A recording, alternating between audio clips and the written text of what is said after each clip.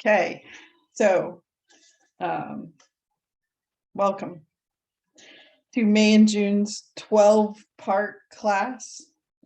We're working with the empowerment of forgiveness for the next few weeks, 4 weeks, 3 days a week. This is going to be a slightly similar but different structure in that the last several months I've been doing a lot of work where we're doing some series where there's teaching and then some series where there's energy work primarily. Week 1 of this class is going to be a lot of more talking and teaching.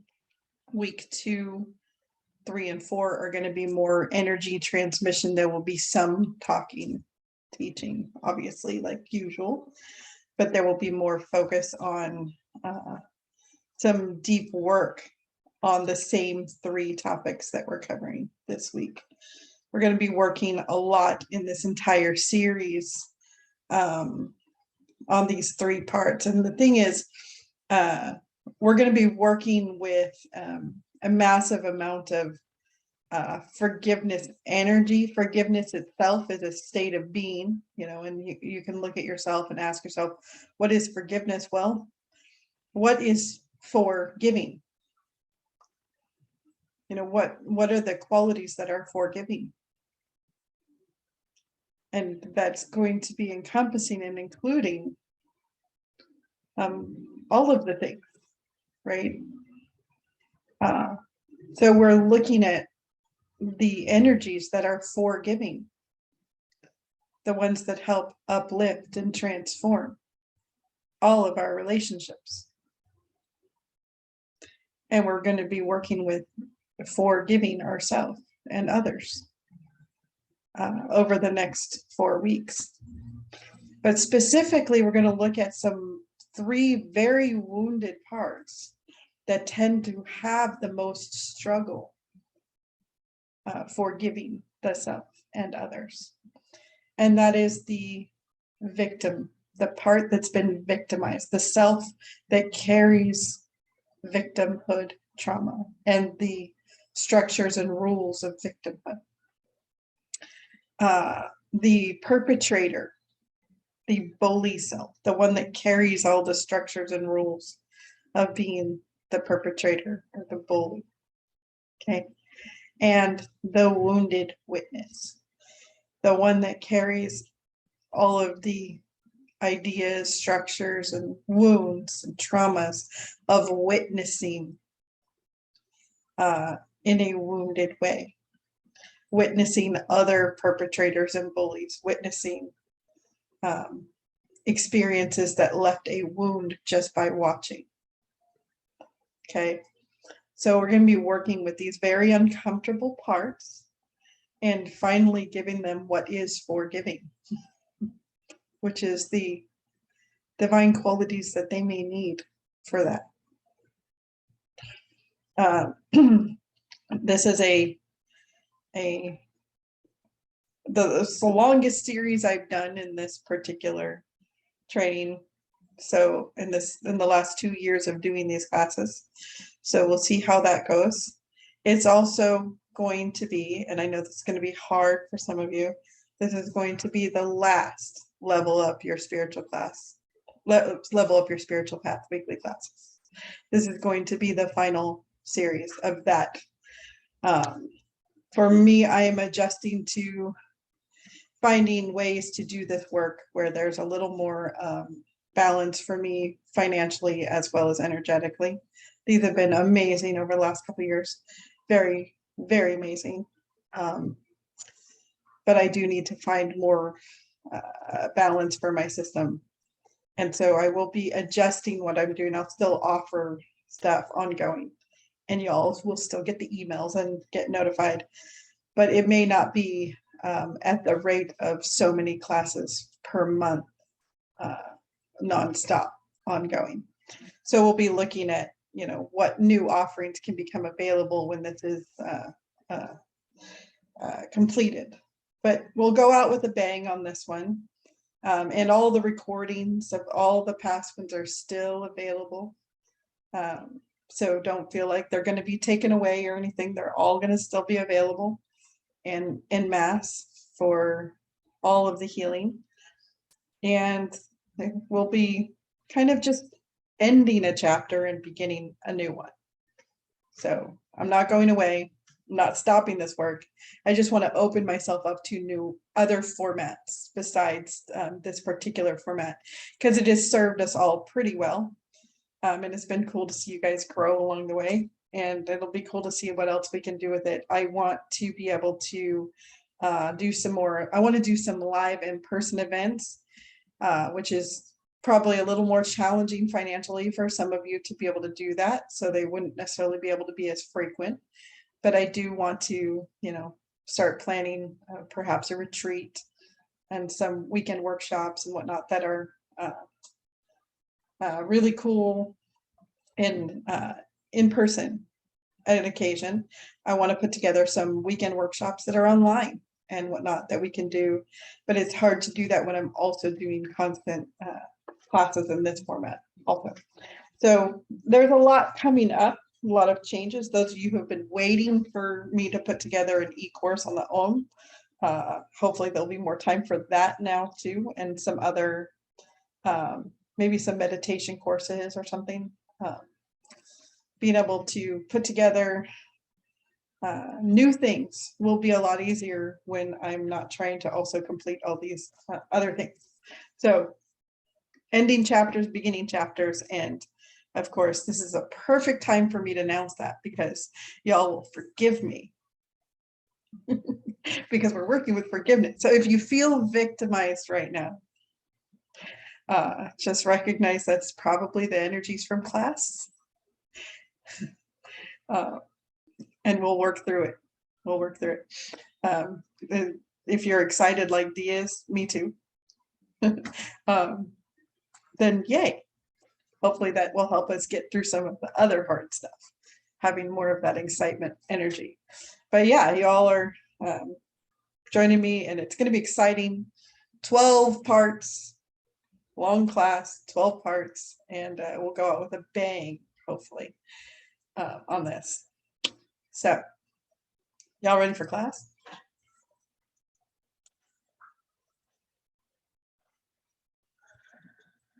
Okay, so day one, we're looking at transforming the victim within. And a little bit about this series. We're looking at how often we wander through life in this, we're kind of just wandering around in a land of blame, shame, and guilt without even noticing most of the time in our everyday interactions. But we are constantly trying to figure out why things aren't working right, why people don't respond to us the way that we want them to when we're trying to get them to, why we can't seem to change what we see going on around us, even though we see that it's painful, all these things going on. And we tend to feel a bit powerless, right? And powerlessness doesn't allow us to experience anything new or different, because we need power to create change, which is why we're looking at empowering ourselves, the empowerment of forgiveness. We're looking at how we can make a change through the frustrating, dark experiences that we might be having through forgiveness, and how that can actually empower the changes we've been actually seeking that we feel too drained to make otherwise. Forgiveness doesn't always seem like the thing that's going to give us energy or free up our energy, but it is kind of the root freedom available through shamanism. It's like the first teaching, first rule of shamanism, first teaching. Forgiveness is all there is. Forgiveness is the root key behind all of it. So if we can work with forgiveness and find a way to be with the state of forgiveness, we can transform anything. We can empower ourselves to find a way to transform anything. So we want to work with that. We also want to work with it to be able to recognize. We're not always recognizing the burdens we've taken on and that powerlessness that we reside in. Oftentimes we're gripping on to false beliefs that others are to blame for our misery and pain, or that we are to blame for theirs. You may have found one or both of those going on inside of you. Okay. We're going to explore the power of working with the state of forgiveness for healing our pain and suffering, so that we can experience more light in our world with greater ease. And I know that some of you probably could use some greater ease in your life, that you probably feel like you're stuck in the world of it has to be so hard. It always has to be difficult or painful. And you're a victim of the circumstances that you're in, right? But does that have to be the reality? And how do we shift that? How do we change that? We need to find what's using up all our energy, what's making us powerless. Where is our power going when it's not with us, right? And today we're going to be looking specifically at the victimization, the victimhood that we carry. The victim is drained. The victim is powerless, right? So we really want to help recover the power within and around the victim.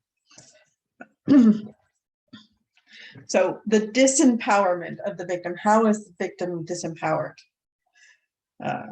Well, and really, what is a victim? A victim lives in the land of blame, shame, and guilt. They may not know it. They may just have the story. It's all happening to me. There's nothing I can do. Right? They may hold on to the shame of what's happening, or they may want others to feel ashamed for what's happening to them. I'm suffering, and I feel like you should be ashamed for what you're doing to me, right? A victim may feel guilty about their experience, guilty about things that caused it, guilty about the fact that they're experiencing it. It's like somehow you're a dirty person for being a victim. Or you may want others to feel guilty for what they've done to you, what they're doing to you, right? But the victim only knows blame, shame, and guilt, and that is their power. That is how they're using their power, which isn't real, because it's not real, the blame, shame, and guilt. So there is no real power. There is no real options, because the focus is not on what's real. The focus is on an experience that is distorted or untrue. So there is no real power available to make change. The victim is subject to the pain and suffering that happens to them. There's a choicelessness in the state of victimhood. They are a subject. There's no real authority. And this is how the victim is disempowered. So where does the victim hide their secret powers, their disempowered secret powers? What's eating up all their energy? What's eating up your energy in your victimhood states? Maybe one of these might apply to you, or if not you, somebody you might know. The victim feels they have no control over their inner experiences, and they project that outward onto their outer experiences. This misinformation makes the true nature of the problem impossible to solve. So if I am experiencing rejection, and I'm a victim of somebody else's lack of love, for example, I may be misinformed that the true nature of the problem is I'm agreeing with them on some level and rejecting myself, that I'm experiencing the feeling of my own rejection. that they are reminding me of. But I am not aware that I am rejecting myself. So I'm projecting that outward and saying, you're rejecting me. And then I'm trying to change my behavior to get you to stop rejecting me. I might modify my behavior. I might spend energy trying to do all the things that you might like so that you will no longer reject me. So I am spending a lot of energy. I'm using my power to shut down myself in some ways and bring up the you approved self so that I might not be rejected, right? So that may be one way as a victim where you feel powerless. It doesn't seem to be working because it doesn't actually work. It doesn't actually solve the problem. It doesn't heal the pain of rejection. To fill that with somebody else's unrejection. If you want to be liked, you need to like you, right? If your power is being spent trying to get others to like you, you're spending all your power and you're going to feel disempowered because you're shutting off yourself, the you that has power, in order to please somebody else. You're giving them the power of what you're allowed to do and who you're allowed to be. Okay. You didn't actually give your power away. That's common, you know, we say that you give your power away. You do, in a sense. You give it away to the you that is focused on pleasing them. And that you now has the power. That's still you. You're not powerless. But you've given it away to the you that wants to please them and then hid that part from yourself. So you feel powerless because you can't find it. You can't find where you wanted to please them. You just think it's sincere. You think it's reality that you have to, right? And maybe your victimhood isn't about trying to not be rejected. Maybe you're a victim of something else. We've all been victims of lots of things. Maybe somebody stole something from you. Maybe somebody insulted you. You know, maybe somebody's controlling your ability to be free in life in some way. Whatever it is, when we've decided that our negative inner experience, our feelings and thoughts related to their behavior are only because of their behavior, and that we have no ability to change our feelings and thoughts, we have given our power to the part that is in control of that, and then hid it from ourselves. So we will feel powerless to do anything about it. Okay. A victim tries to avoid an outer situation. Oftentimes, once we've just deemed something not safe, oh, that person's not safe, that behavior is not safe, that place is not safe, that experience is not safe, they'll hide and try to prevent that experience. They'll try to control others and keep themselves safe, right? Oh my God, that is not a safe thing to do in this world. If somebody else is doing it, you know, we may even try to convince others to stop doing it. Or if somebody's coming anywhere near us with that kind of behavior or experience, we're like, I need you to get away. That's not safe. That's not okay, right?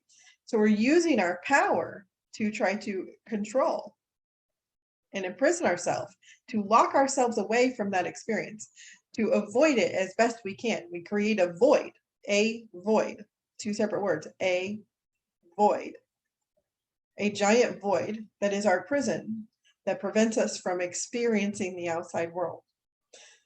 We create that prison where we have no real power or options because we're locked away. And while it keeps ourselves safe from that experience, it also keeps ourselves safe from anything else, including any light or love available. Right? We typically will build these walls and block it away completely. And then we will use all of our power to defend those walls. Sometimes we'll also try to build walls around others to protect ourselves from them. We'll try to control and stop them from doing whatever they're doing. That's even moving beyond victimhood and into a bit of perpetratorhood when we are deeply victimized enough.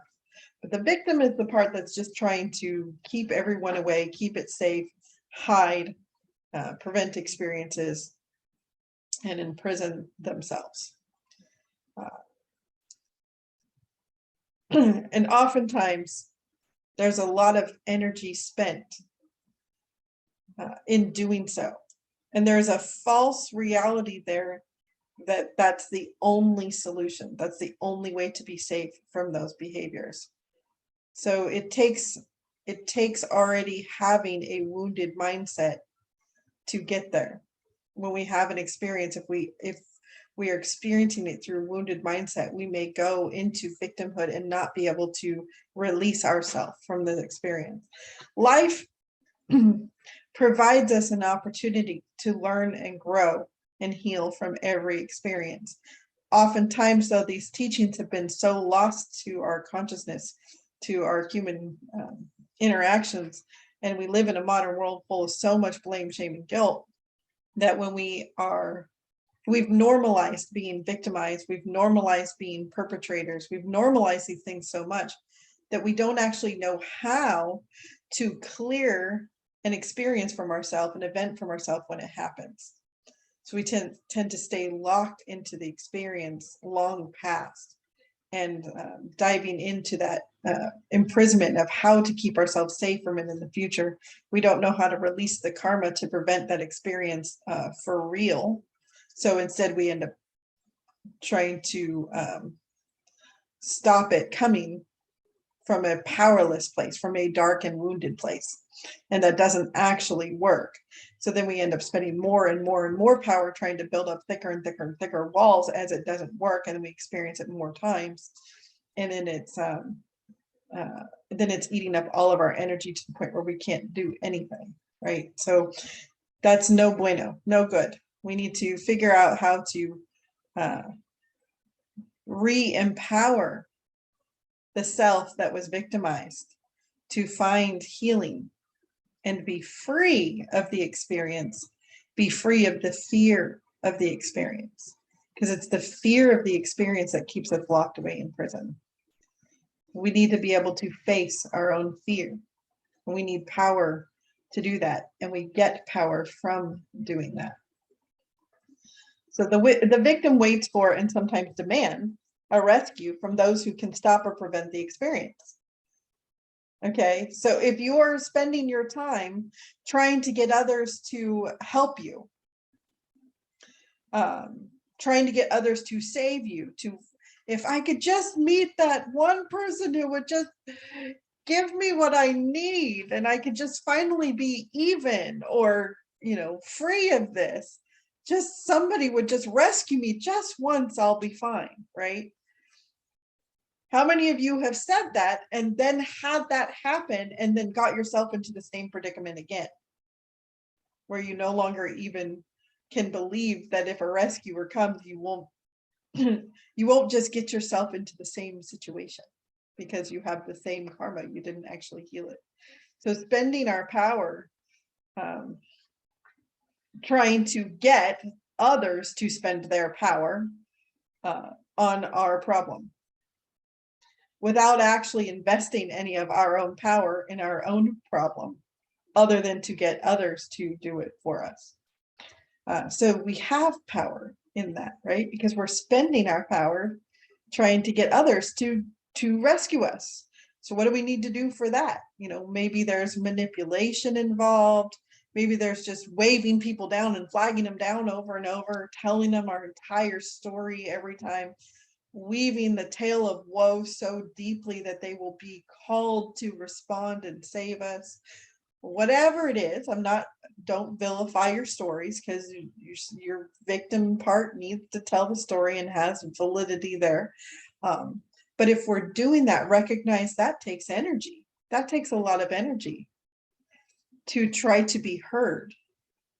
So are you able to spend any of your own energy hearing yourself, receiving yourself? The victim spends their time blaming someone else for their pain and suffering. Okay. All of these things, I cannot help it.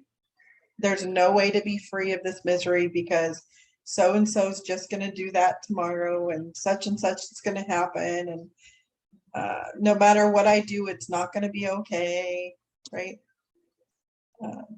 Because everything I do won't work.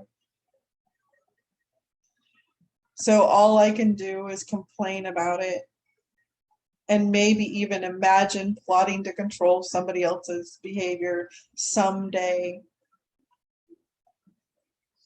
I may not be trying to actually control their behavior, but I may be spending my time thinking about what I want others to do to make it better.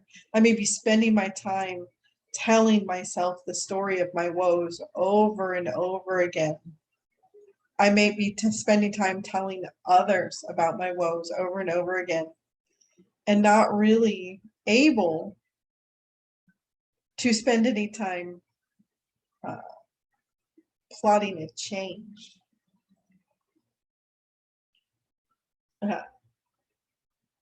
So my power is spent through attachment. I'm attached to this experience. I'm attached to the story over and over again. I'm attached to my plots of control that can't work. So I'm spending maybe hours at a time imagining a future that I cannot control the creation of, because it requires somebody else being willing to do it, to create it, right?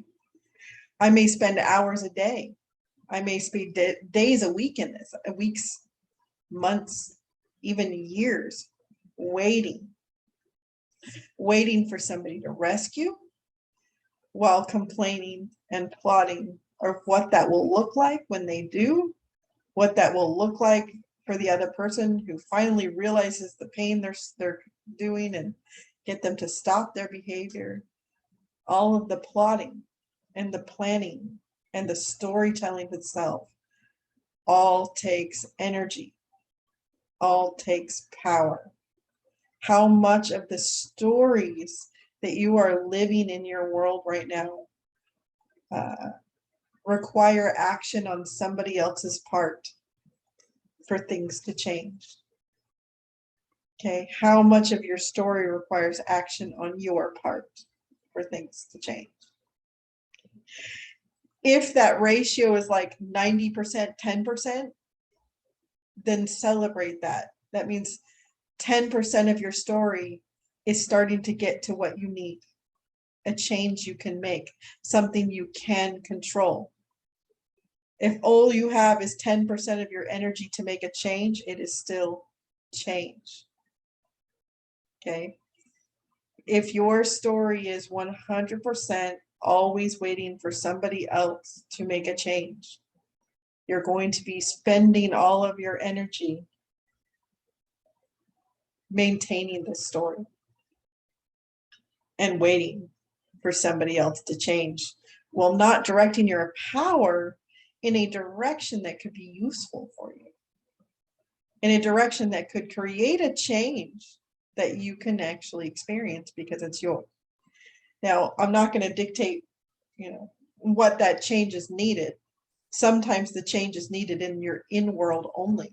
You may be experiencing the victimhood that is in your world. There may be a moment where you feel like everyone's staring at me all the time and thinking negative thoughts. And to that part of you, that may feel 100% true. We want to acknowledge that. That part may want everyone to just go away, and that's the solution, right? I'm not going to say that's your reality or not. You may have manifested that as your reality. There may be only people staring at you and thinking negative things. Or that may be happening on your in-world only. And in the outer world, people aren't staring at you and thinking negative things, but you're experiencing the kind of nightmare of your own inner thoughts projected onto them. Right? So the change you need is going to depend on your situation. If most of the problem you're experiencing of victimhood is happening only in your in-world, that can be a challenging thing to see, But when you do, you can make the change, because your in-world, as you change your relationship to yourself, and that's reflected then in what you project into your outworld. So if you're experiencing some negative experience that is only in your own mind, but you can't seem to break free, the change has to be an inner one, and the outer world will change rather immediately once you're able to do that, because it was never that way to begin with. If you're manifesting some of this actually happening in your outer world, the change may be inner still, that you need to change where you think you have to be subject to this, where you feel stuck that you can't get away or move, do something differently. The change may need to be an interchange of empowerment, that you can actually go somewhere different in your world, do something differently, and interact with different people. Okay. So if you feel, trapped by an actual outer world experience where, somebody in your life is toxic, right? There's an in-world decision that you have to interact with them that needs to change on the in-world, so that you are empowered to break free of them on the outworld. So either way, we need to spend our power in our in-world to make changes, and then experience those changes on the outworld. And sometimes the outworld needs action. Sometimes the action is just cleaning up and making amends with people who we have been treating like they have been treating us horrible for years, when really that was our own just inner nightmare expended outward, right? Where we thought they were always negative around us, so we didn't feel safe and comfortable. We didn't interact with them as cleanly as we could have. And sometimes as we clean up our in-world, it's not about making amends with them on the outworld in that way, but making amends with them in a different way. Oh, you are just doing your negative behavior, and I'm internalizing it. I'm the one victimizing myself. I'm the one internalizing it. When I'm no longer doing that, you can have your negative behavior and I can walk away, right? So it's making amends in that way, where we're no longer making them wrong for where they're at in their journey, no longer making them wrong for their behavior, because we no longer need them to be right for us to feel safe. Because we were able to get right on the inside by not internalizing somebody else's wounded part of their journey. Okay. So either way, we need to make amends. We need forgiveness to restore our power. Does that make sense?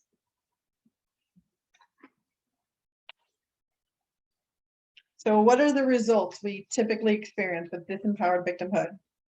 Bottom line, you're usually experiencing your energy being encroached on and penetrated by others. Okay. From an energetic perspective, it can feel a bit like you're being molested or raped. Your energy is being encroached on, penetrated. You're taking in everyone else's yuck and not knowing what to do with that, right? And sometimes it's your own yuck that you're projecting onto others and then penetrating yourself with, and that's not a good experience either, right? Our only option in this disempowered state is to be rescued by others, which consequently, for those of you who are stuck in a state of perpetual financial debt or a perpetual state of emotional debt, I owe you for this. Every time somebody does something nice for you, oh God, I owe you, I owe you, I owe you, right? You may want to go back and watch last month's classes on receiving, okay? Because the victim cries out to receive, but does not know how to receive. The victim creates debt to others. And if you don't want to be indebted to others, you may block help, right? Especially if you have set it up where they go hand in hand, okay?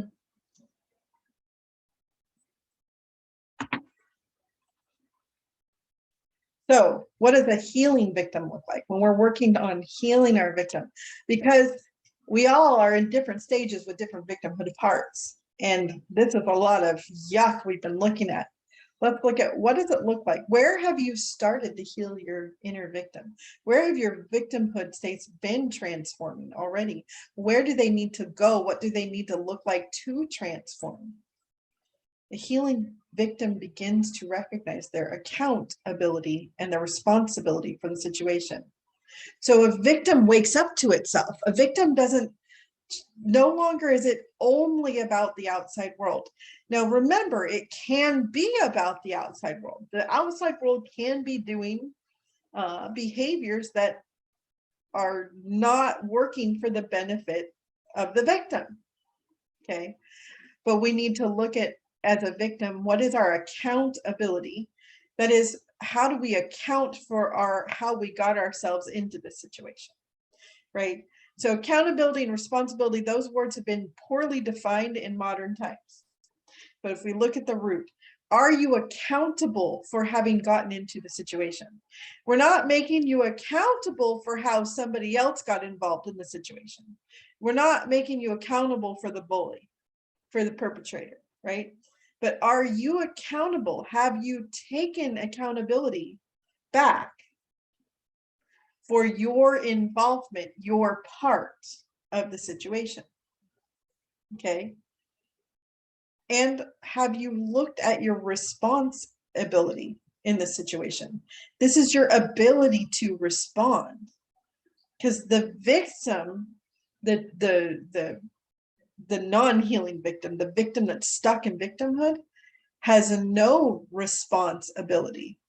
Zero. I cannot respond. I have no action, no opportunity for action, right? So if you are able to re-account for yourself and take in your accountability, what you have contributed to the situation, then you have some responsibility, because now you have some of your power back. If you know how you created it, you can use that power to respond, to create something else. Even if it's just a portion of the experience, you have some responsibility when you've been able to take your power back. Does that make sense? So you may recognize where you have done this already in your victimized and victimhood states, where you've started to account for how you got involved. If you are stuck at that point where you accounted for how you got involved and then started complaining to yourself about that, recognize now you are being the perpetrator and the victim, and you are bullying yourself. If you're looking at, oh, well, I'm just going to go into shame for how I got involved in this situation, and then I'm going to do nothing because I'm ashamed, right? So if you're doing that, then recognize you need today's class and tomorrow's class, okay? Because we need to work on the perpetrator part, the part that's going to turn into a perpetrator because it's been victimized, and then you start victimizing yourself, right? But if you are able to look at your accountability, how you created what you created, and without shame, acknowledge that, appreciate that, accept it, okay?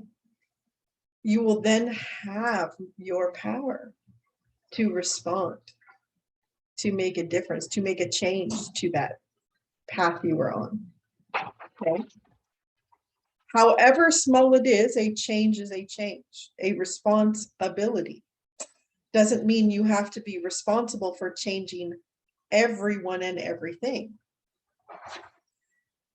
But if somebody is coming at you with their fist of fury trying to punch you, you can step out of the way. You can respond. It may not be exactly what you want, but you do not have to stand there while the punch lands, right? You do have some response ability, which is not the distorted version of the word responsibility in that situation, right? I've seen people in shadow work try to take on accountability and responsibility in a way that they then bully themselves with, in a negative way. with the shoulds. Oh, you should have been responsible and you weren't, and making it like a forever impossible healing situation where you're just full of shame and regret, right? Regret is in the past that is held forever. We want to be able to respond in the present, make a change, make a different move. Okay.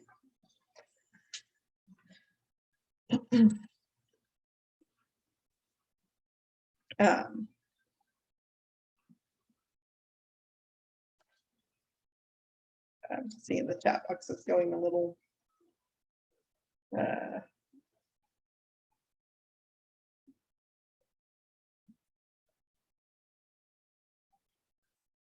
feel free to all, if you have questions, unmute. Raina, you had a question. How do we know when we had done that?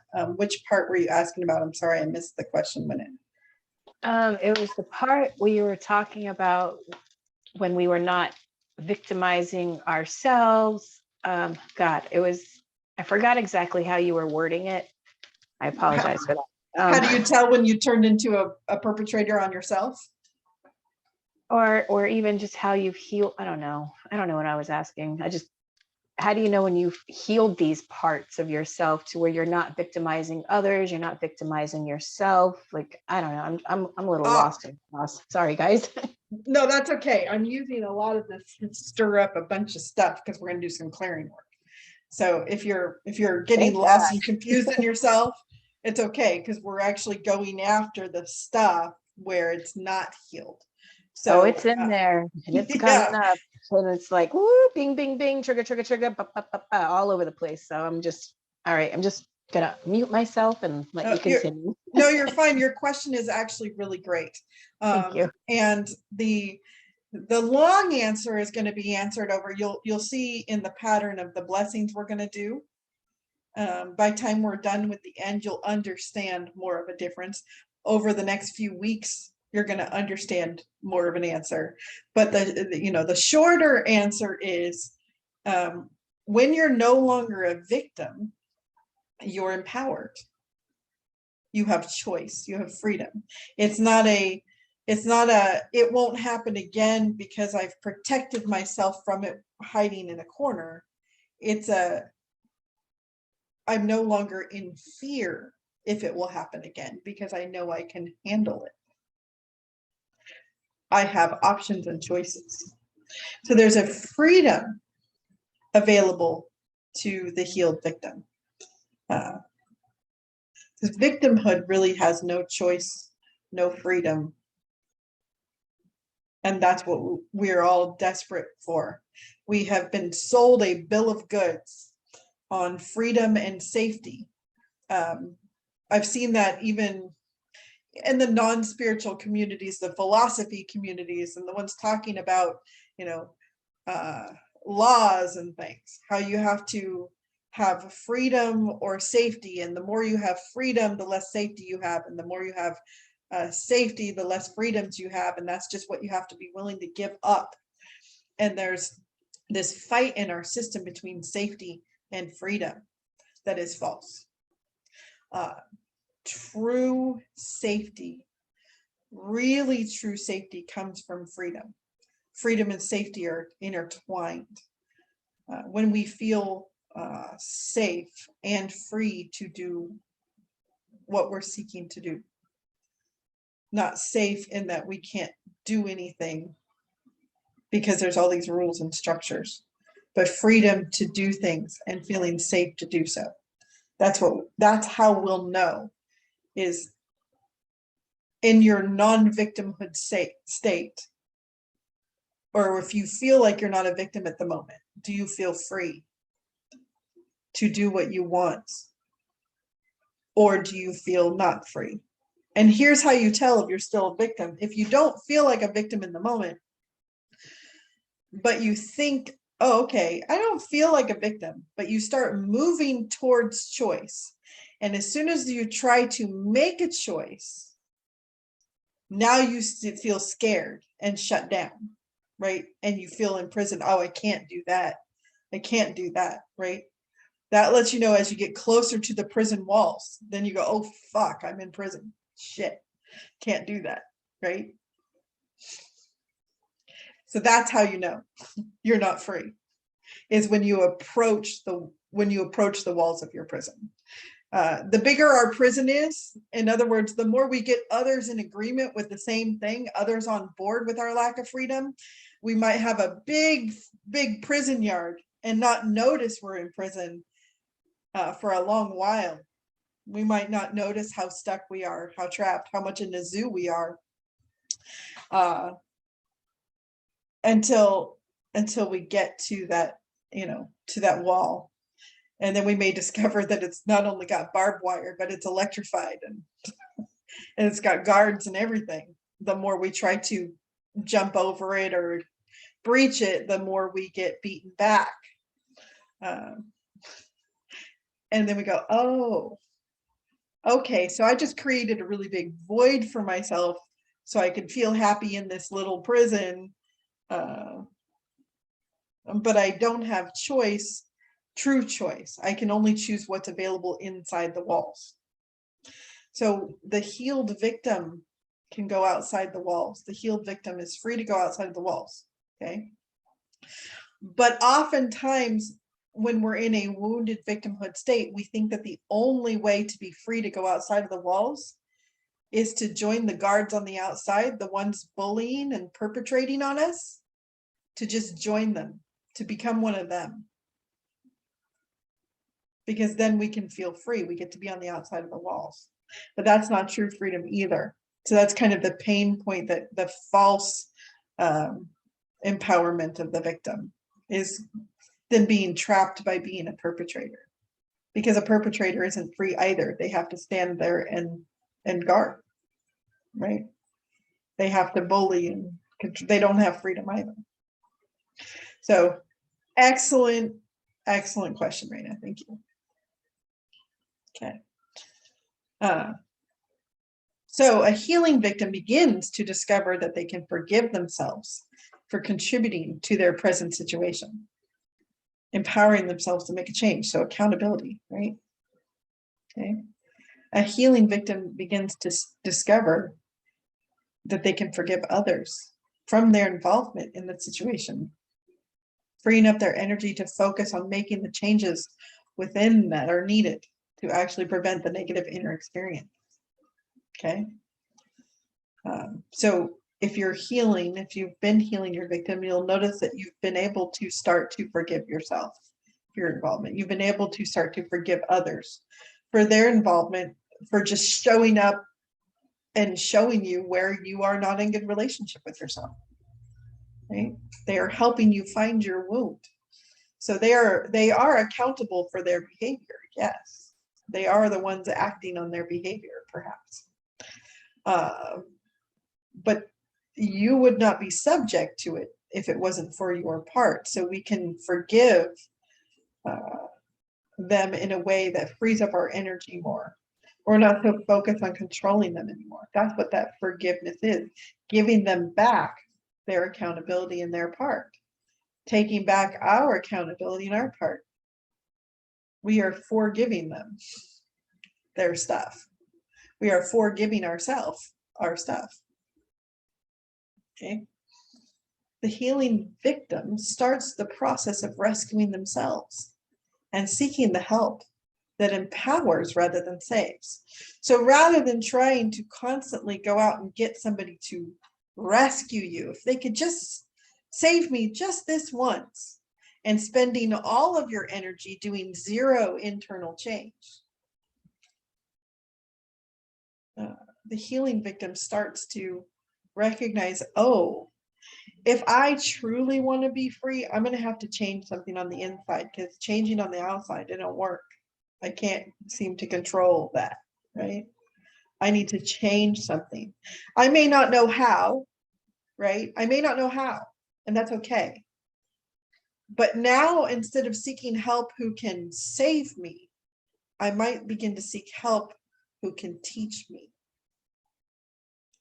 who can help me find my own power to save myself, right? So it's still a seeking of help. We're not isolated islands who are designed to only do things for ourselves. We are a collective. We are a gathering society. We are human. We are designed to have relationship. You're not designed to be only alone and do it all yourself. But the way we help each other has been distorted. We want to be able to help each other by helping each other find our own power, not giving each other our power. Does that make sense? So when we are starting that process of rescuing ourselves, and some of that may be just focusing on our energy on changing ourselves, and some of that may be seeking others to help us figure out how, right? Okay. And at that point, us as the healing victim, we begin to discover that we can forgive those who have not listened to us when we were begging for help or even demanding that they rescue us. Because we may have tried to get a hero to save us, and maybe they didn't heed our call. Maybe we've been waiting and waiting and nobody came, right? And we can forgive that nobody who came, or that everybody who didn't come. Because we can start to recognize that's not what we needed anyway, right? Any thoughts, comments, or questions on any of this so far? How are you guys doing? A little bit of a kick in the pants? A little bit? This is really good.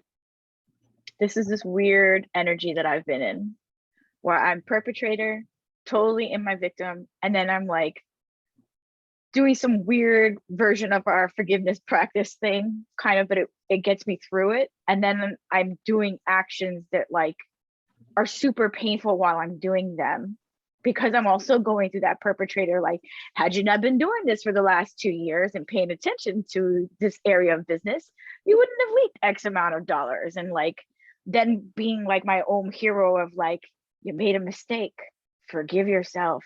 Now you're doing this action, which is like, now you know how much money you can save by, you know, like saying that conversation we had about whatever, you know what I'm talking about.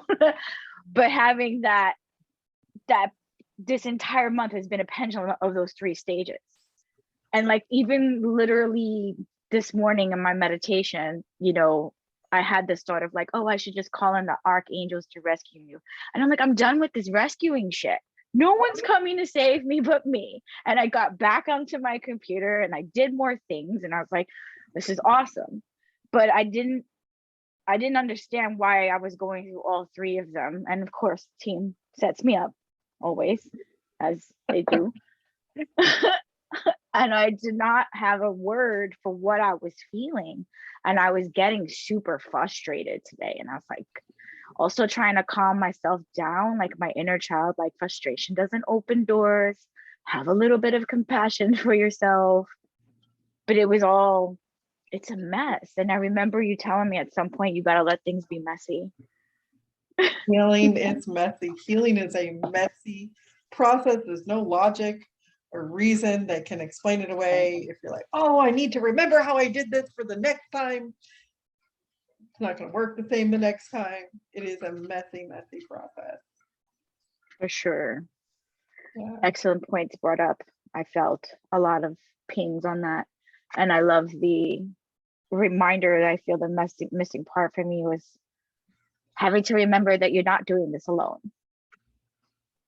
You're not. That whole like, right, don't not rescue me, but teach me. And I was like, oh, that's the part I wasn't even asking for help. Yes.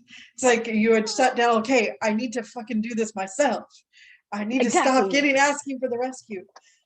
But the thing is, wanting to learn how to rescue yourself inspires help. Mm. And it inspires healthy help. It doesn't inspire the wounded hero to help, the one that wants to come in and rescue you. Mm-hmm. It inspires the healthy hero. Mm. The one who wants to come in and teach you how, because you're actually willing to learn.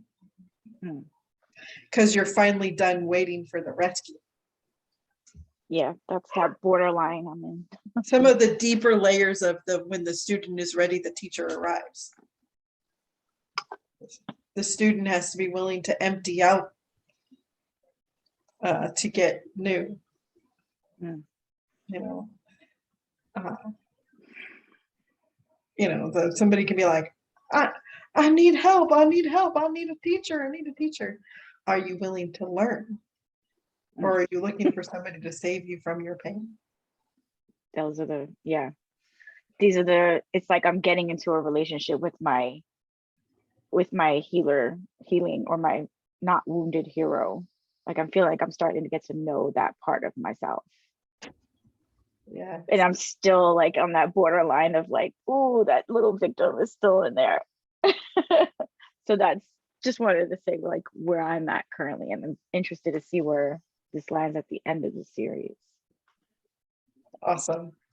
That's, you know, another thing to keep in mind when we're healing, when we're working with a healer. You guys are getting healings. You know, these classes are kind of designed to be group sessions, essentially. When you're receiving healing, you are not the victim of the healing. You're not a positive victim, okay? You're not a victim of receiving healing. The healing is happening because you asked for it. You started doing the work. But for it to fully take effect, you need to recognize that the wisdom that's going to be brought up is yours. The wisdom is shared with you to help you find yours, to help you find your ability to find your own wisdom. So while you're doing the blessings, or we're sitting in the blessings and you're sitting with the energies of those blessings, recognize that there's a lot of help coming in because you're asking for it.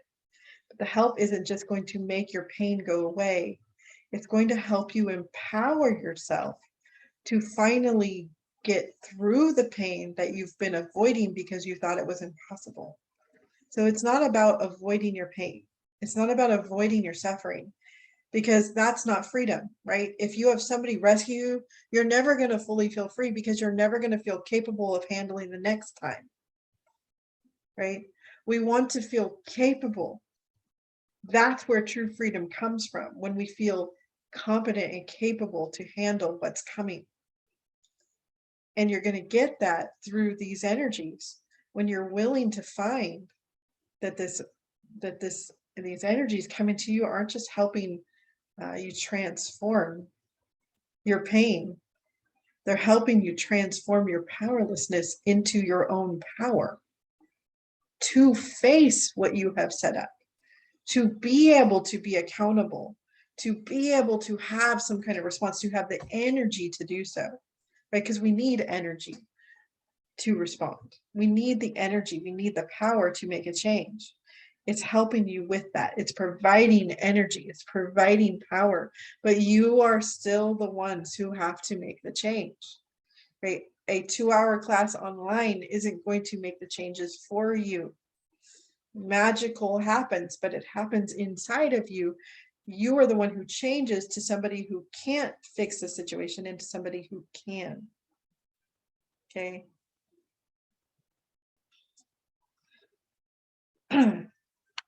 So on that note, anyone else?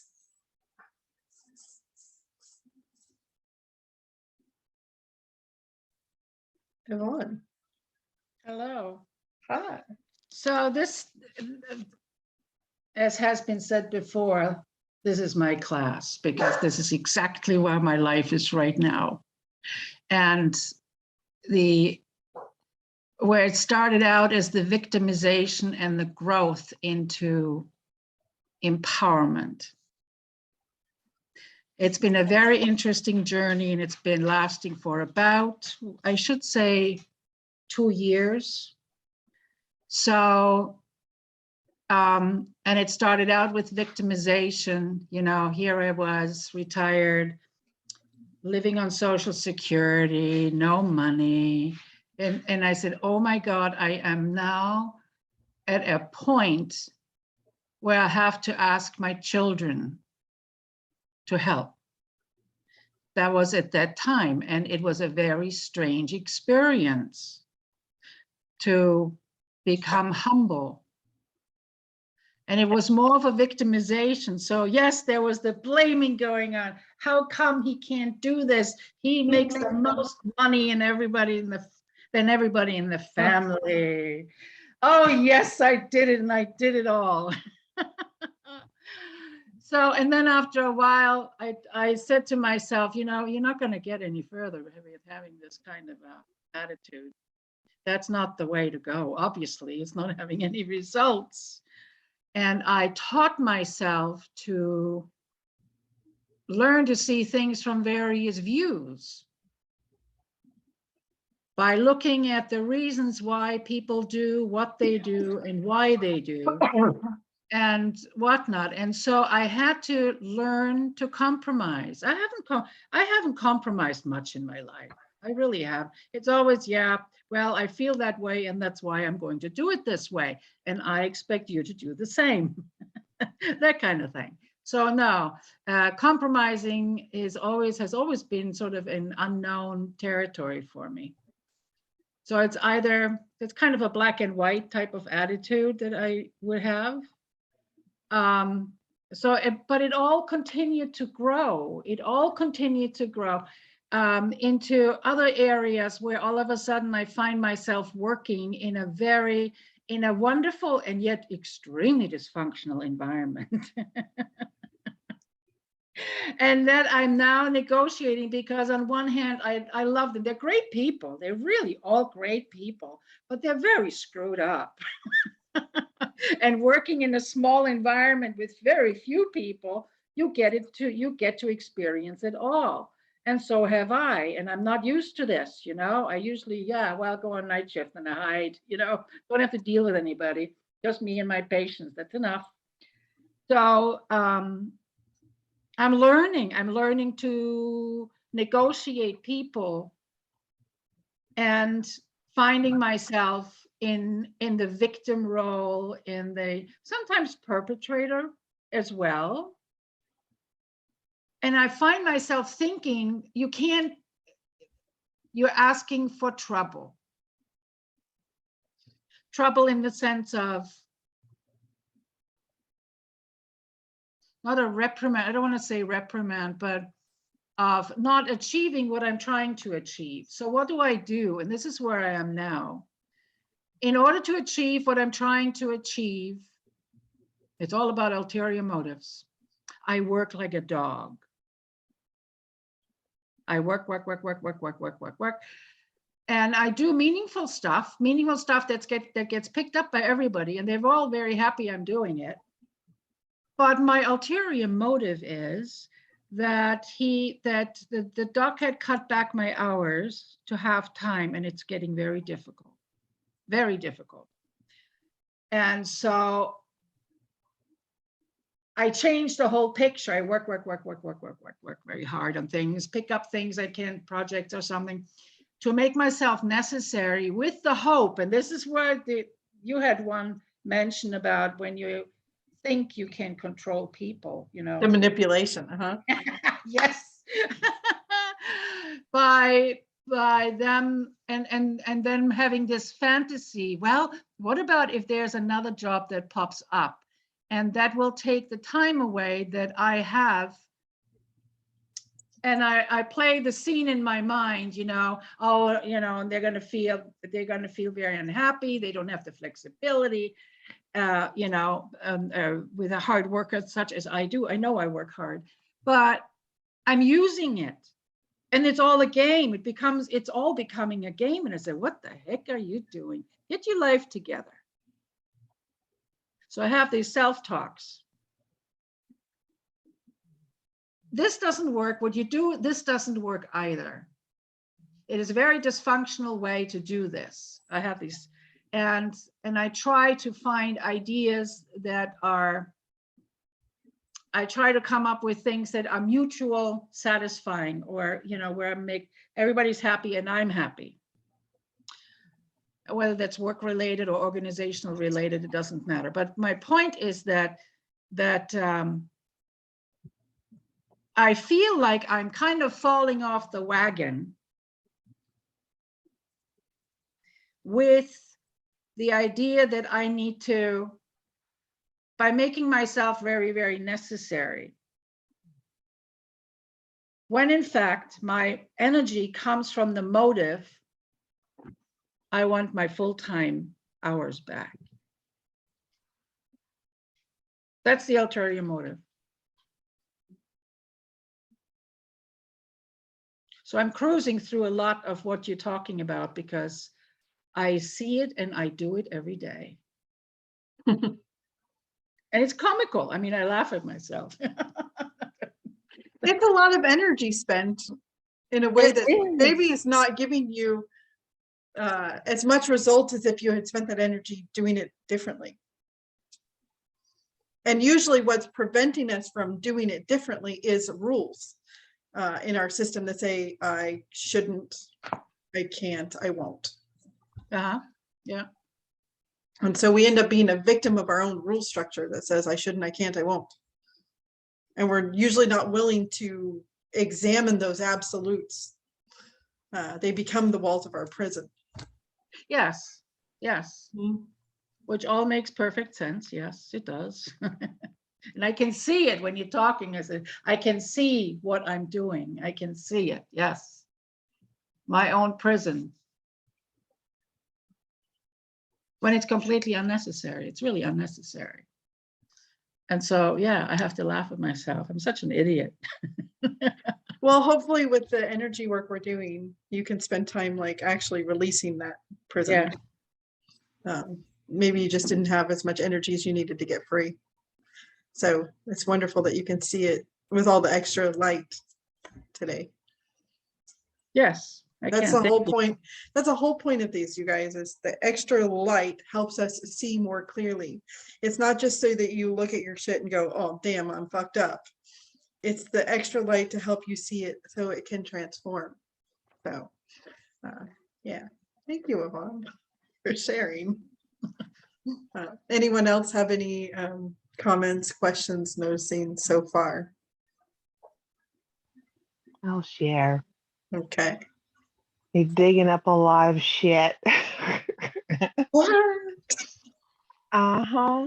And I think also the energies of other people in classes and all of this is just really amplifying it for me. I'm picking up on a lot of shit. Don't even know what to say. Oh, I don't feel ready. A part of me does not feel ready. Probably the victim part. Exactly. The victim's usually never ready. No, and it's really, really not ready. And it's just like, stop rushing me. I'm not ready. Slow down. Well, you don't have to be the victim of somebody rushing you. You can take as long as you want. There's Yeah. nothing forcing you to stay in class even. Unless you're a victim of your own rule that says I should stay in class. I can't leave. I won't do that. Well, I'm not going anywhere, so I don't know how you want to label that, but I'm staying right here. Mhm.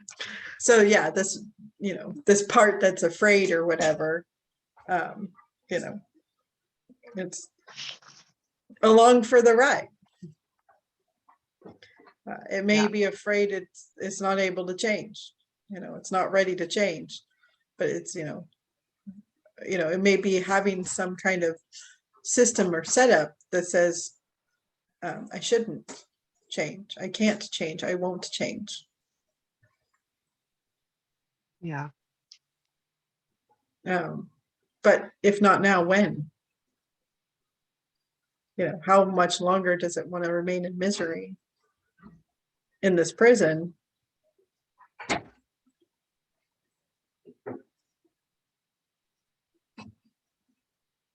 What's going to change inside of it?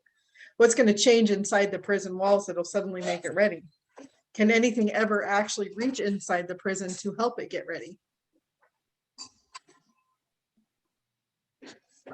Yeah. Yeah. I will say I've been working on this diligently, pretty much daily, almost for months now. I don't even know how long. It just seems like forever. I'm surprised how much is being dug up in a way because of how hard I have been working on this. And I have also been having a lot of prison dreams. Okay, Yeah. well, that makes sense because I've been working with energies for a week and doing a lot of work on the prisons. So, plus you've been seeking your own freedom pretty hard, so Yeah. yeah. Okay. I just wanted to say that. I didn't really have that much words, but this is digging up some shit. That's all I'm saying. I'm like really upset over here, Okay, waiting for this to get back to better. all righty. Well, we'll get moving then. Anyone else? Raina? Did you unmute because you wanted to share? Nope. Okay.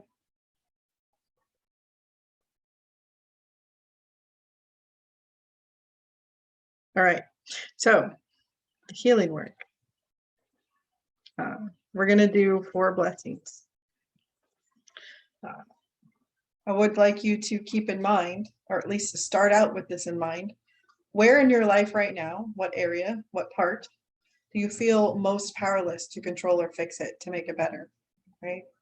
What's come up for you today? What's been made available that is still a prison for you? Okay, let's work with that. Okay. We're going to work our way to getting the victim free.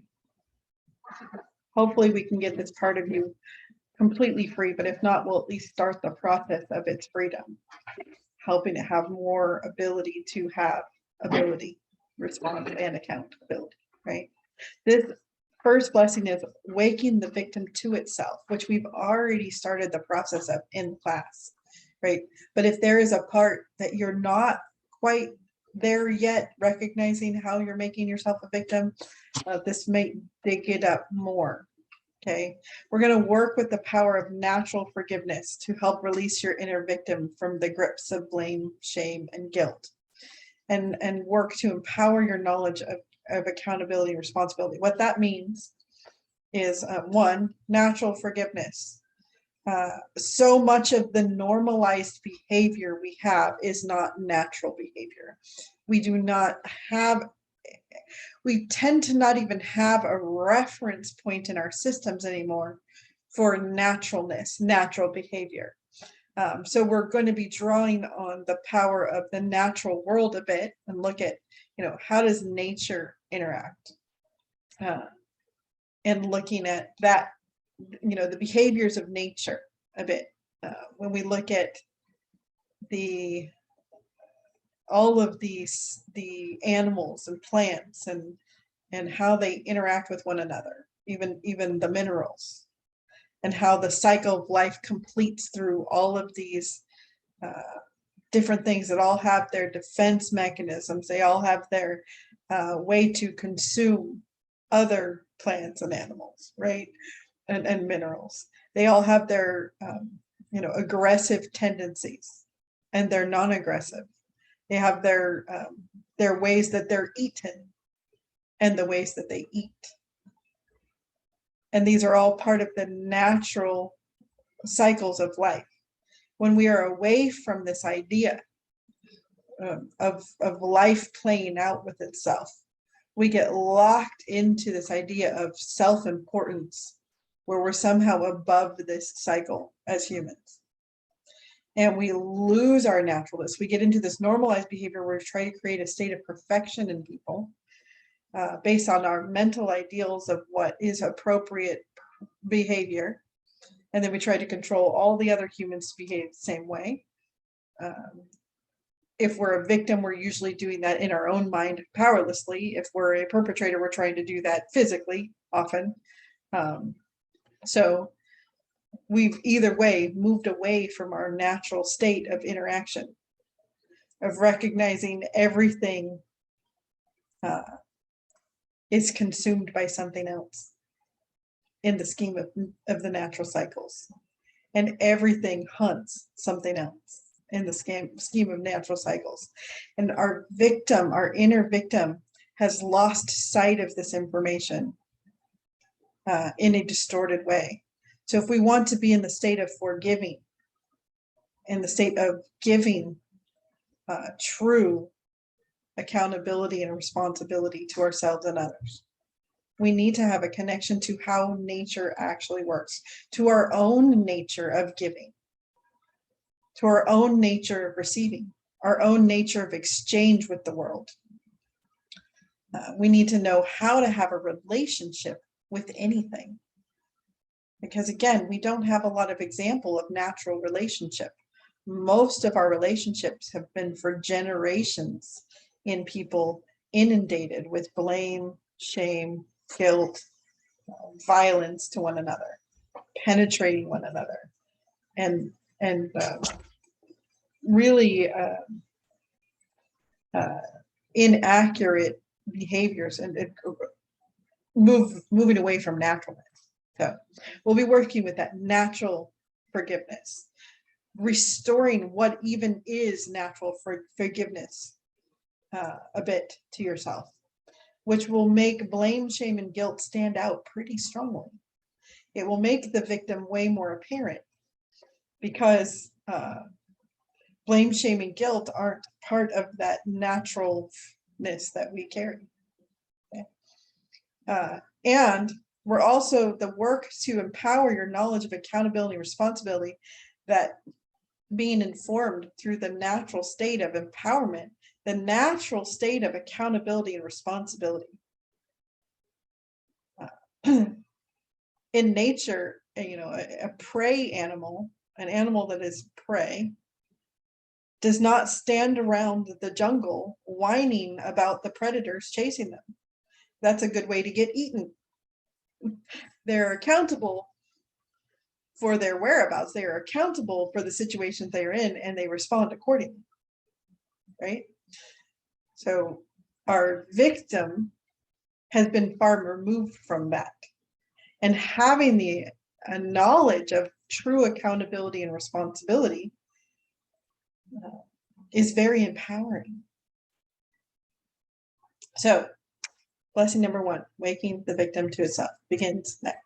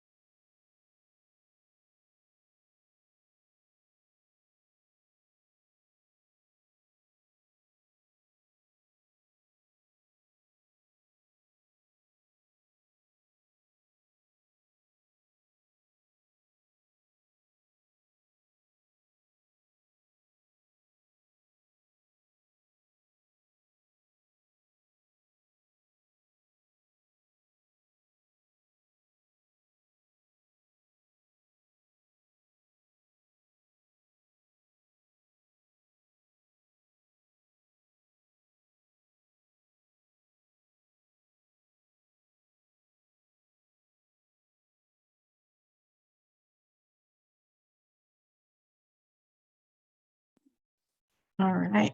So the next part of this transformation of the victim, we're going to be relieving the victim's suffering. This one we're going to be working with the natural forgiveness again to help clear out the traumas and wounds carried by the inner victim. So those discoveries you may have just made or the ones you were just spending time with. We want to help heal the traumas and wounds because a lot of the victimhood is happening because of past experiences that are being held onto, and that wound is just festering. That trauma is continuing to play out over and over and over again. We want to wake up to the possibility of making change and perceiving a new reality. And it's hard to do that when we're experiencing the same thing internally over and over again. So this is the help with that trauma and wounds, relieving some of that suffering. Here it goes.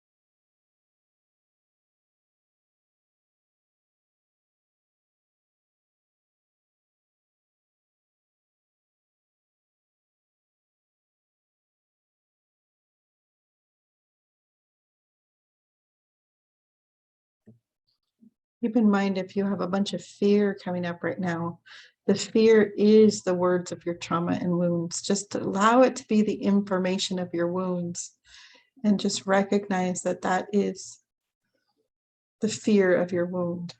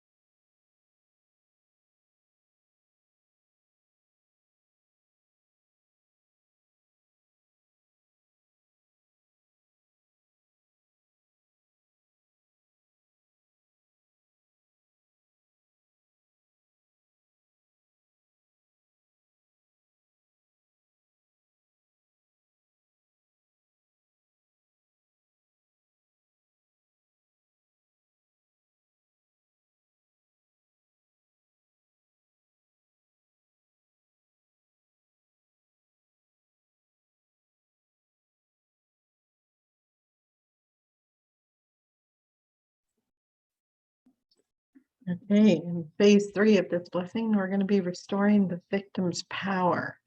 Going to be working with natural forgiveness again, and this time working to help return and restore your personal power, choice, and freedom of your inner victim. Realigning you with a natural set of healthy boundaries and natural protection. And again, remember, freedom and safety work together, not against each other, in a more natural way. Here goes.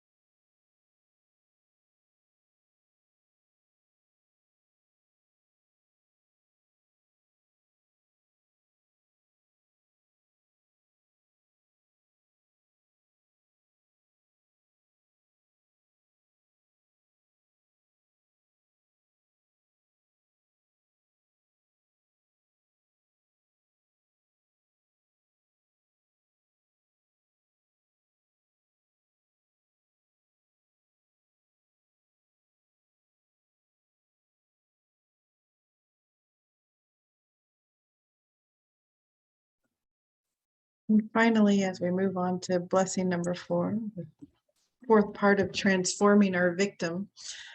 This is the victim's new lease on life blessing. This is going to work with the power of natural forgiveness once again to help that inner victim rediscover the self and its purpose in the world, helping you move toward a new empowered future where you can grow and thrive how you want to, where you want to, the way you want to. So here it goes.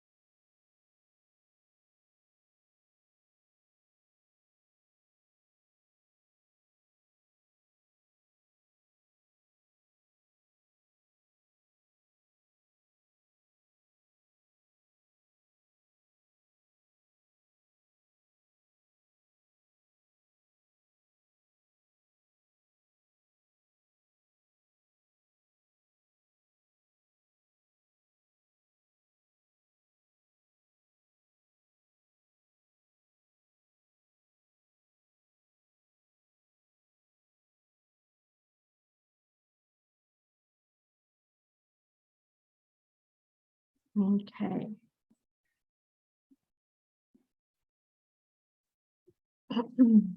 So that concludes tonight's class with transformation process of our inner victim. Anyone have any thoughts, comments, questions, noticings on those blessings that you want to share? Hi, Paula. Hi, Erica. How you doing? Pretty good. How are you?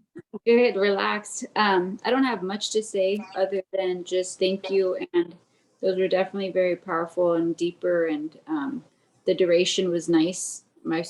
To kind of, I would catch myself wandering a lot. And so like being able to pull back into the stream of energy was a pretty cool practice.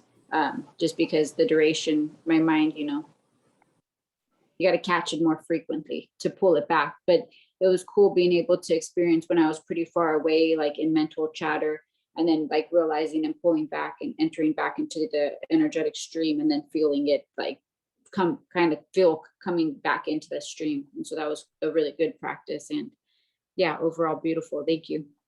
Oh, you're welcome. Did you experience any particular victim stuff? I Work on? I didn't, not so much in the mental so much, but I was a little distracted earlier in class. So I was kind of, half in, half out for a bit. But during the blessings, it was more moving it in my body. Like I felt a lot in the fourth blessing, a lot of it in my stomach. Like I just kept breathing into my stomach, out of my stomach, into my stomach for like certain angles, which was kind of neat, which I'm sure is probably aligned to some victim trapped energy in me, so that was neat, just kind of more physical where I was feeling it. That makes sense, because actually occupying our body, being in a true grounded state is where our safety and freedom reside, where we can breathe deeper. Yeah. So Yeah. Totally makes sense. Yeah, and as you said that's true. I felt very grounded during the blessings. Even as my mind wandered, I was still like grounded enough to be aware, like, oh, it's wandering, bring it back or whatever. So it was really grounding and felt safe. Good. Okay. Thanks, Paula. You're welcome. Anyone else have anything to ask or share about the blessing work itself? We will be doing a wrap up also. Misha. I'm wondering, I felt just so resistant to this. I mean, I don't need this. This doesn't apply to me. Why am I bothering? I mean, and then energetically, I'm not really feeling the energy like I often do. So I'm wondering if I could have been blocking it because I was just feeling so resistant to it. Is that possible? Okay, so there's kind of an ironic twist here in that, yes, in a way you're blocking yourself. In a way, the blessing's actually working in that it's showing you one of your victimhood states, how you victimize yourself. Yeah. There's a huge amount of resistance to seeing the victim. Yeah. And in the process of doing that, you're actually victimizing yourself by preventing yourself from being able to heal. Because there's a part of you that's like, I don't want to know that I need healing. Does that make sense? Yeah, there's like a lot of this. Why do I need this? When mentally I know, okay, I really need this. This is really beneficial. And yet I'm feeling just so resistant to the idea that this could even apply to me. And it makes no dang sense. So if you can recognize your resistance is fear, and your fear is the wound talking. Yeah. So if you just look at your experience of resistance as information for a minute, then you can perceive the words, the information available in that resistance. Oh, this doesn't apply to me. You can be with yourself and ask, okay, do I feel free? Right? Does it really not apply to me? Do I feel completely free? Am I free of victimhood? Do I not have a prison? Is that true? No, I know dang well that I have been feeling extremely victimized by family and life in general I mean, that's part of what got me in this state to begin with, was a lot of my feelings of being victimized and not knowing how to deal with it and being afraid to deal with it. So, And some of how you dealt with it was by convincing yourself you're not a victim so that you wouldn't know the pain you were in. okay. So that's some of the wound talking, right? I mean, it's all the wound talking. So I'm just hoping that I haven't blocked myself out of the needed healing. Well, from- there may be layers to hit. You may have to do this more than once because it's so deeply ingrained and protected. But Yeah. light did get in. Okay. You are more aware of it than you were before. Yeah. Awareness is light, right? Yes. So you have more light on the situation, so it can't lie to you as easily, Yeah. Okay. which is going to help you find your power for ending it at some point, because instead of being a victim to being a hidden victim, you will no longer be a victim of being a hidden victim, because you can recognize, oh, I'm telling myself I'm not a victim, and yet I feel victimized. So there's something off here. There's healing needed. And I can hear myself resisting, I don't need healing. That doesn't apply to me. And since I know I need healing and I'm saying that, that must be the wound talking. So let's make sure that that wound that's talking gets the forgiveness it needs. It needs to forgive itself for having a wound to begin with, because it's not even willing to have victimization, right? It needs to forgive itself for being a victim. Yeah. There's a lot of weakness, that I am weak feeling, and I don't like that at all. Yes. And so there's forgiveness needed for weakness. Okay. Thank you. You're welcome. And you didn't block it all the way. Again, just keep going at it. Maybe even watch replays to get help going at it, Okay, great. I'm excited about these next weeks. Yeah, we'll be working with the victim every Monday. So Yes. so we'll keep visiting it. We'll dive deeper. In fact, some of the stuff we're going to be visiting next week is going to be massively uncomfortable, but it's going to hit some of that stuff coming up in your system right now. Well, we're already hitting massively uncomfortable. But I'm not alone in here, I'm seeing. No. Okay. Okay. So Raina says her mic isn't working, but lots of purging happening, seeing the frozen trauma relays, seeing that my fears of entities attaching my body is due to my dad's sexuality trauma, but not knowing or remembering what was done exactly. I let go into the earth and then felt my empowerment come back. Great. So much resistance that I worked through, and surrendering, trusting the energy, so much to integrate, and wish my mic was working properly. I wish it was too, Raina. I would love to hear from you, maybe tomorrow. And really good job. I love your description there. Instead of God help me, it changed to God show me how to heal this towards the end. That's wonderful. So shifting towards that state of, oh my God, I want to take the reins and I want to make changes. That's awesome. It matches your name, Raina. Okay, take the reins, good. So thank you for sharing. Anyone else? Yeah, me. Okay. I put a question in the notes because I was afraid that I was going to forget it. It came up during the first blessing, which I thought was really interesting. And parts of it, or I guess there were like particles of it, like forming in the beginning of the class when you were talking, because as soon as I got into the class, I was like, oh no.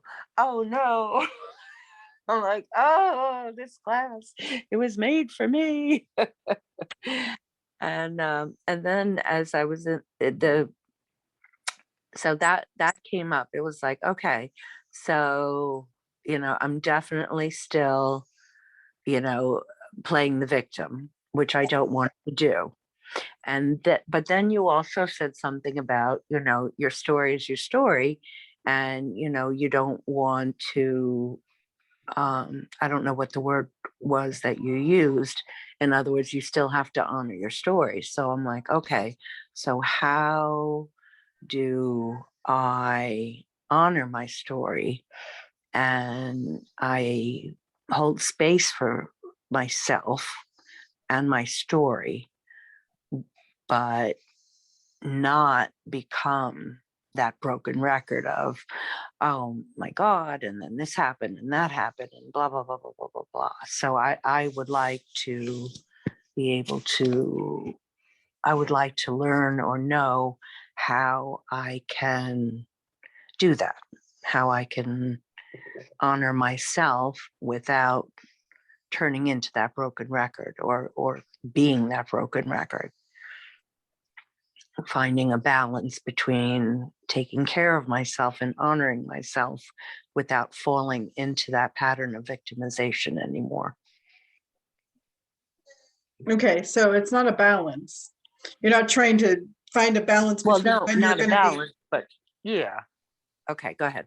Yeah. So you're not trying to find a balance between when you're acting that, as the victim and allowing it versus, not allowing it. It's not at all that. And that's the trap that you're hoping to find an answer to, that I just wanted to point out. It is a one, changing your viewpoint, your point of view of the victimhood. If you are having judgment of the victim, right, then you're not holding space for the victim. So that's plain and simple it. We talked about that a moment ago with Misha's stuff a bit. If you are judging the fact that you were a victim, then how are you going to hold space for that victim? So if you are also bullying yourself for being a victim, you're not going to hold space for that. The victim is going to have a story. If you're using your spiritual knowledge to try to be superior and be like, oh, listen to you go on and on and on, how horrible that is, right? Then you're not holding the space for the victim. The victim is going to repeat their story over and over again. But the one who holds space for it doesn't judge that, is aware of that, is aware that that's not necessarily helpful, but is also aware that that is not something that it's doing wrong or judging it. It's just watching how the energy is being spent and spending time building a relationship with that victim. Does that make sense? Yes. I guess what I find upsetting is if I am in conversation with someone and I make a comment, I'm sensitive. I sometimes pick up the other person's reaction to something I say, and I end up having a negative experience to their reaction, and I guess that's the part that I want to avoid. Right. So you're trying to avoid it. So you're a victim of your own victimhood. So you're being a victim of what's happening, and you're a victim of the fact that you're a victim. Fuck. Excuse So me. you want to avoid this situation. You also want to avoid being a victim itself. So there's double avoidance, right? So there's a victimhood within a victimhood. So you start by stopping the first. You start by avoiding the victimhood. And you get out of that prison, you get out of that void, and you face your victimhood. You stop fearing it. And you acknowledge, oh my God, this me is stuck in this story and is a victim. and I don't actually know what to do about it. Aha, You know, now I It's- have something to learn.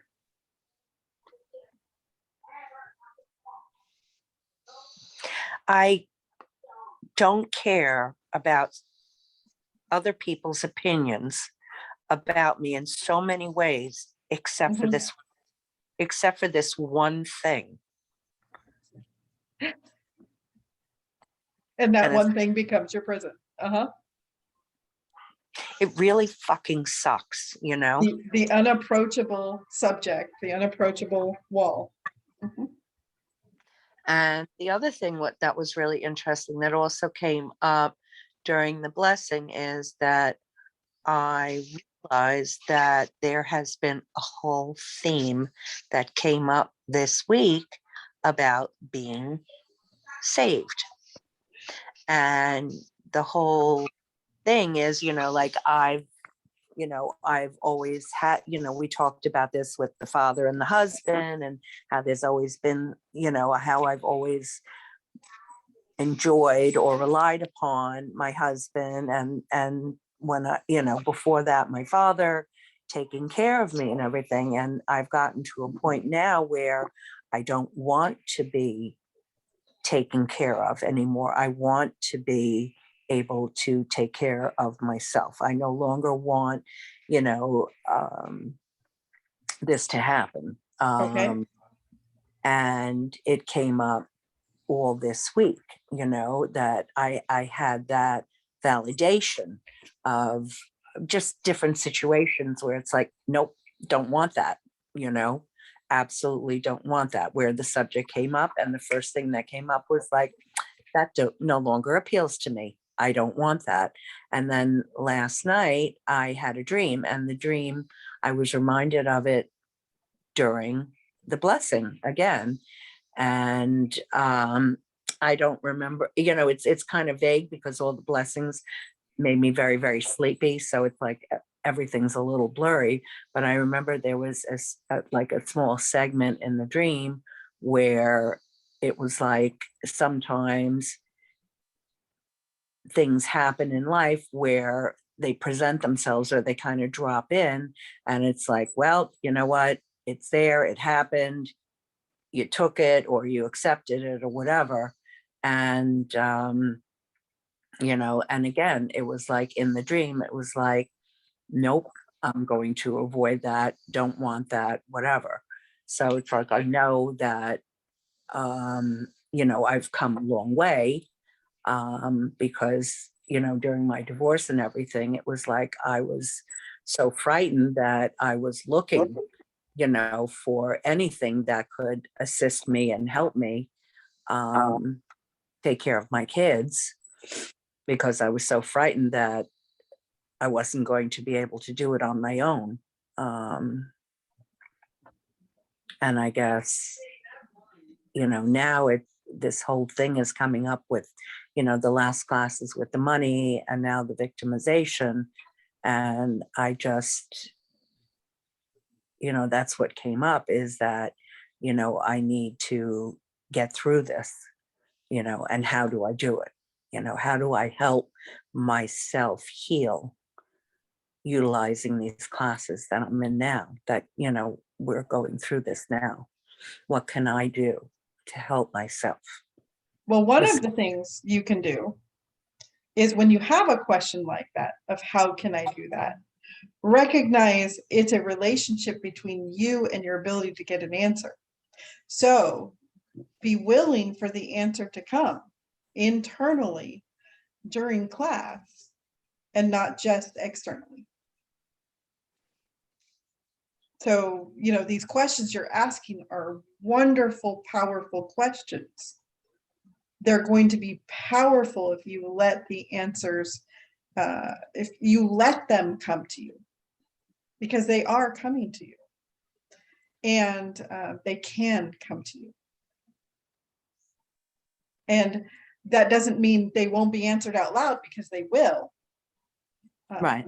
But, that was one of the biggest answers I had for you right off the bat when you first asked your question, And so I'm going to end with that answer also, which is let the answer come. Notice if you work, if you have a question at the beginning of 4 blessings, let the blessings happen, and then notice if you have any difference in your understanding of your question by the end, even if it's not answered fully, even if there's a change in your question, recognize that the energies are helping shift you into the place of understanding, of action, the place of a better, even more powerful question, or whatever is needed for you, and that help is happening. Because if you can recognize that help is happening and answers come, there will be less fear, less attachment to getting it from some outside, this isolated, I'm never going to have help self, this victim will never be alone. Does that make sense? Yes.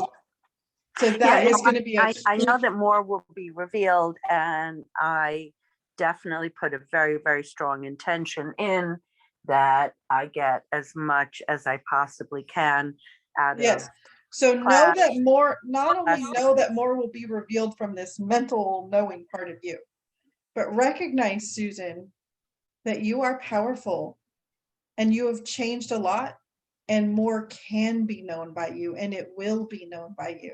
And it's going to be really cool. And allow yourself to experience the joy of knowing that you're going to get your answers, and nobody can take that away from you because you're getting them from the inside, and you're never going to be disempowered again in the way that you were. I understand that. It's just Okay. that I have you. So if I have You don't have me. well, not You have your relationship to yourself.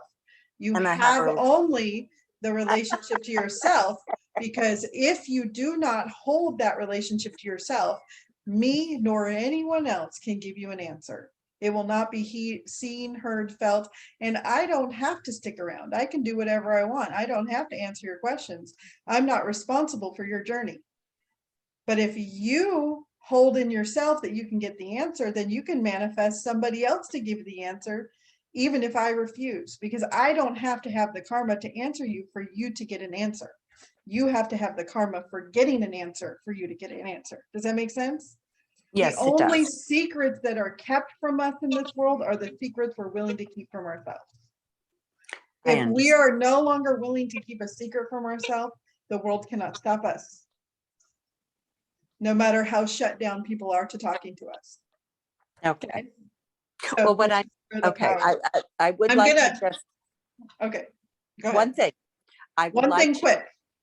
I would like to just change my words. Instead of saying I have you, I would like to say that you are a wonderful resource, and that as often as I can try to tap into you as a wonderful resource, I do. That's all. Yes, and when your system comes in and tries to tap, I'm gonna tap it right back into your own light. Raspberry. Yeah. Okay, I'm moving on now. Thank you. Okay, but before I move on too far, Susan, what's your wrap up? I love you. Oh, I love you too. Dawn, before you disappear, are you willing to do a wrap up?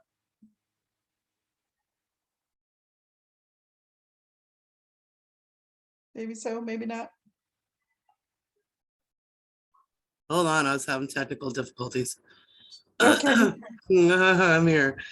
Yeah, it was a really good class. It took me a little bit to find my victim, but I did find it, and had some tears, which really surprised me because I haven't had tears through classes. I used to cry a lot. So definitely there was some shit being stirred up and brought up and out. And but then that kind of passed, and it's just, it's a good class. I liked it. You know, I'm glad I had tears. Thank you. Oh, What's that? oh, that was it. Okay. Well, thank you for joining us. I know you got to run. Love Yeah. you. Love you too. Okay. So, Lindsay, what'd you get for yourself today? This class. So I wanted my focus to be, I think the biggest presentation that I struggle with in my life now that would just make things so much easier for me is my sensory overload, how I receive information, my message centers. And I was taking, like how we talked about earlier today, like how I feel like bombarded and like the energy just keeps coming. A big help would be how I receive from my children, so I don't feel like the constant bombardment. And it's a lot with sounds. So we kind of went in steps today, and I looked at my message center and I asked to see it. And I laughed because it was just full of letters and shit just piled everywhere. They asked, do you want to read this? And I said, no. If there's anything important, I trust you that I'll get the message. So it's kind of like transformed into like more of a conveyor belt. But I think my biggest takeaway was, and they got a little sciencey with me, was my neurons, I believe, which are related to nerve centers, and how I'm converting that to electrons, which are negative. I had to look this up. And I'm basically rewiring my brain. So yeah, it helped me to understand this me, to understand better. Do you have any direction to give me on where to go that would be most helpful? Most helpful for what are you trying to accomplish? Rewiring my brain, how I receive information so that it is not interpreted as send help, SOS, but rather having it be a softer landing so that I can receive it Yes. more gently. Work through the victimhood stuff with receiving information. There's trauma in your system that is activated, right? So the receiving of info, the sensory, your senses and your input centers, so to speak, have trauma. And so you're trying to limit or mitigate it somehow, heal the trauma, heal the trauma in there, and they can receive the information without being traumatized. Because there's no reason to limit your capacity. Instead, heal the trauma that's activated by your capacity. Okay. That was the strongest thing that came for you. Okay, thank you.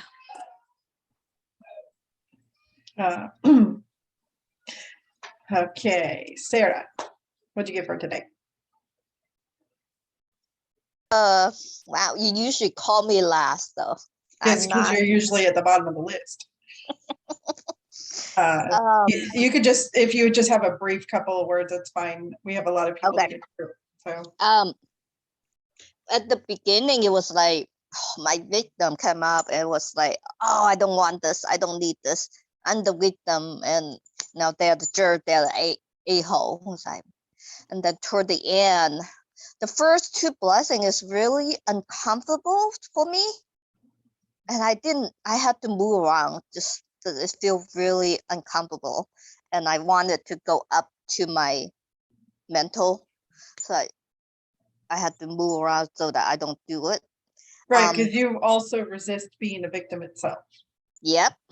Yep. So definitely a replace on that. But I feel like the agreement I have with my landlord and all that get loosening up a lot more now than 5 days Saturday. Some of the stuff is almost, I'm ready to let it go, put it that way. So I'm definitely want to do a replace on that. If you're ready to let it go, why haven't you? You need to look at the stuff that's keeping you from doing it. Instead of saying you're Yep. ready, if you were ready, you would have done it. So, Yeah. you know, see where you're victimizing yourself with the I'm ready, and yet you're not doing it. Figure out where you're resisting your victimhood itself. Go into the wound where you are a victim and start facing the trauma. Okay? Okay. Because once you heal the trauma, you won't have to do any work to let it go. It will let go. Mm. You're trying to force it to let go by victimizing yourself further instead of healing the trauma so that you just don't care anymore. So Okay. blessing number 1, blessing number 2. Yep. That's why Yeah. I feel uncomfortable. Yeah. You got this. All right. I'm working on that. So it's really good class. I enjoy it. And I can really, really relate to what you said. And it's really a eye-opener for me. I can see where I put myself as the victim, but not necessarily the way I see it. Yeah. So thank you so much. You're welcome. All right. Rosa, did I already call on you? Everyone's moved around. I'm confused. Okay. Rosa, you're next. Not yet. Okay. More settled. So that's good. Take away more settled. I don't know. I don't have words. Okay. It'll just come. A lot of abandonment stuff came up. I don't have all the words. Still working itself out, but I feel much more settled. Yay. Mhm. Okay. D. Hello. Apologies for having my video on while I was smacking down. I was so hungry. I didn't realize. Freaking fantastic class. I'm so excited. I used the first blessing to do soul conferencing with both victim and perpetrator. I brought in Spider to kind of help out a little, and asked my team if they could help me update the relationship between the two of them so that they would be in a healthier version of themselves. And that's what I wanted to work on during the blessings and for class going further. And I felt a lot of light in that, and your energy work this time for me in the second and third blessing. I felt a lot of interchanging between my chakra centers around the third eye, solar plexus, and what's the orange one called? Sacral. There it is. And then just a lot of warmth around my heart. So much, just felt a lot of energy concentrated there. So that felt great. By the fourth blessing, just asked for updated messages from both my victim and my perpetrator to see, trying to check in if that had worked a little, but I felt like there's more to go on the action part of it.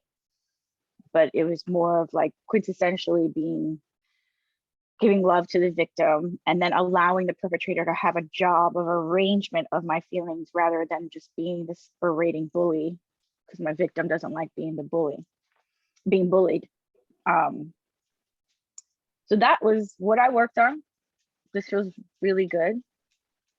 I don't know why I'm so excited by it, but I really feel good. I feel like I have access from like a side door is the best way to put it. It was almost like a small door just opened up and I was able to go in there and feel things and allow myself to feel things and just be with it. So very cool class, very cool series. Very excited for all the things you're gonna have. Secretly, the side door is made out of Mm. forgiveness. Oh, okay. I'm gonna use that.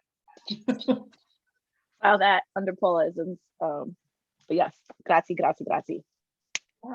You're welcome. Let's see. Yvonne, any takeaways for you tonight?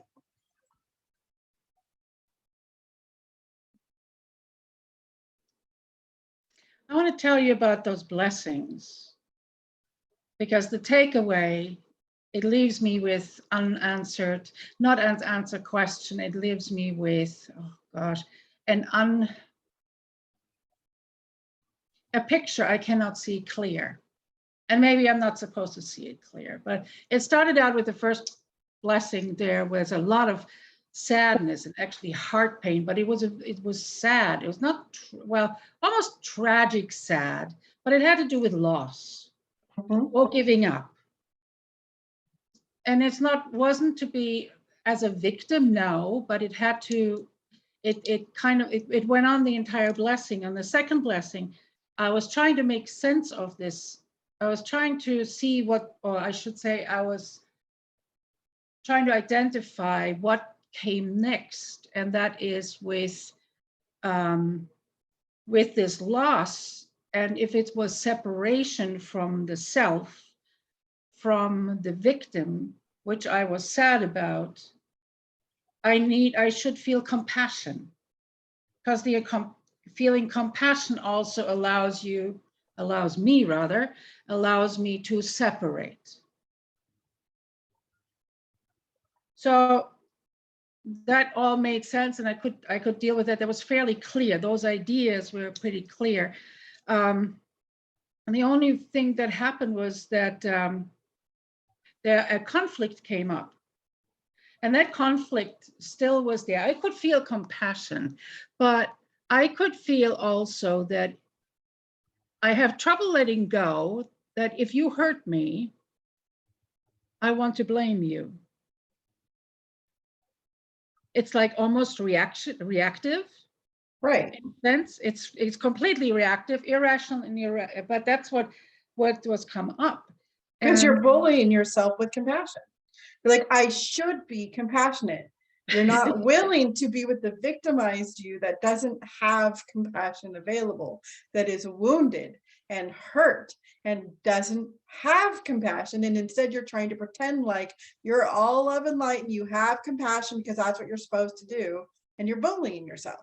So you need to allow the one that doesn't have compassion to exist and allow her wounds to heal, her trauma to heal. When she heals her trauma without having to produce compassion to be worthy of healing, right? You're trying to make her be worthy of healing by making her be compassionate first. She doesn't have compassion. She's broken. She's wounded. You need to let her not have compassion. Let her receive the compassion. Let her receive the compassion coming in, not force her to create it, right? Let her heal her traumas because she's the one getting pissed off because she can't take another kick. She doesn't have the compassion for another kick. Somebody coming in and triggering you. She doesn't have it available. But as a victim, how as a victim would there be compassion? Isn't that compassion coming from somebody, or you call it being the bully?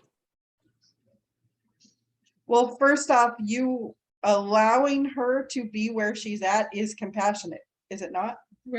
Okay. Yeah.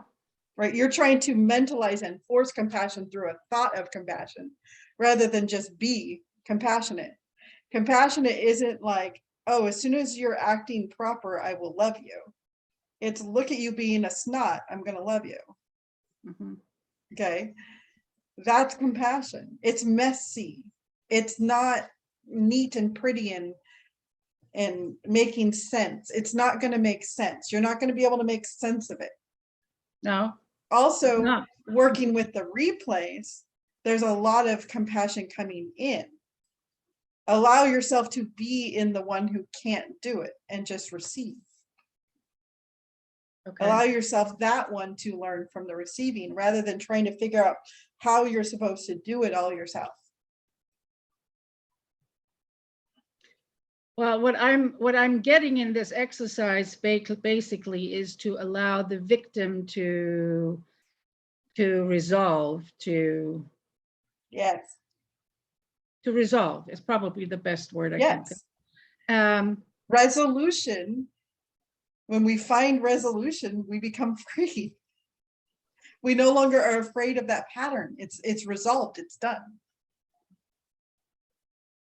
Okay.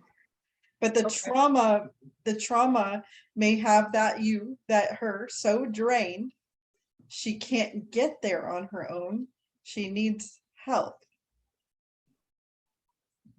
Very interesting, because the following blessings kind of tie all right into that, because it turned all into not mess, but certainly confusion, and a lot of confusion where I couldn't make sense of anything.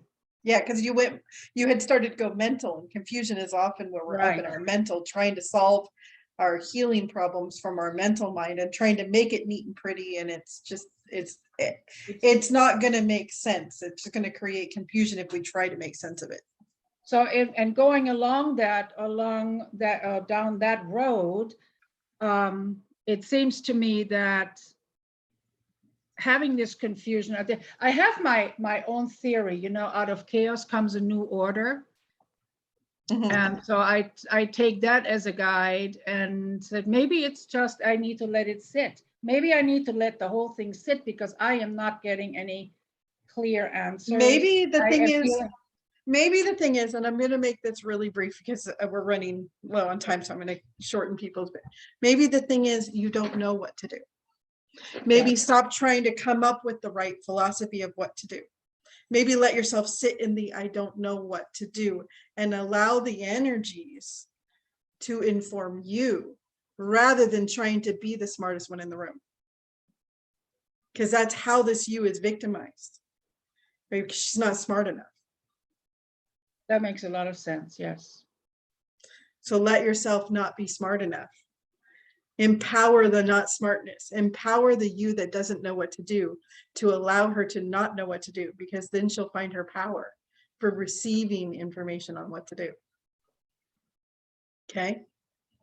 You got this. Let's see. Ryan. We got three more people to get to, so I'm trying to keep it brief. You guys, thanks for hanging out. But also, I want to hear what you have to say, so I'm not trying to cut you off too short. Yeah, no. How is it for you, Ryan? What's going on? It was good. It was good. Forgiveness it always goes back to forgiveness. So it was I think it helped loosen up a few things. I was kind of working on the main one, feeling free. So yeah, it was very cleaning, I guess, would be my wrap up. But still more work to do, but it was definitely helped a lot. Well, cool. I'm hoping to, yeah. I designed it so that if there was a part that was at the right stage, we could just get that one clean. So that part, has more freedom. We may have multiple victimization parts that need to be through that same transformation process, but yes, thank you. Good description. Yeah, there's kind of like this heavy pull of it all, so it just weakened that a little bit. Yeah, I don't know the right word for that. It lessened it. You described it just fine. Okay, but yeah, cool class. Thank you. Misha.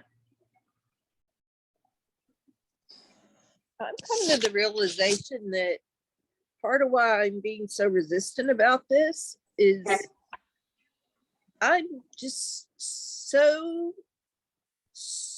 dang angry about what happened. Good, we're finding some of your power. That I don't want to forgive anybody. I don't want to let it go because I'm so dang mad and angry about it. And yet, yes, that's the blame. You found your blame. You did it. Yeah. And that's why I'm being resistant, is because I'm angry and I don't want to let it go. But then, Just but know, then I'm beating myself up for being angry.